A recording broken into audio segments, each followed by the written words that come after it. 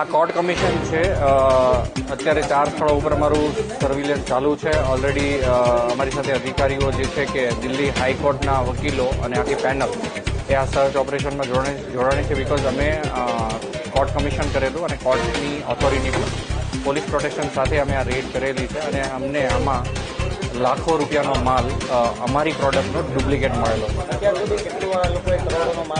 છે.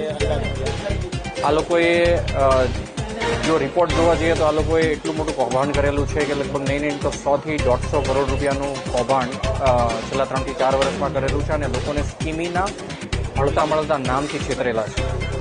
હવે શું એક્શન છે ને વોચ કઈ રીતે અમારી ક્વોલિટી એટલી બધી સ્ટાન્ડર્ડ છે કે હજી ઇન્ડિયન જીશોક જો કોઈ કહેવાય તો એ સ્કીમી છે.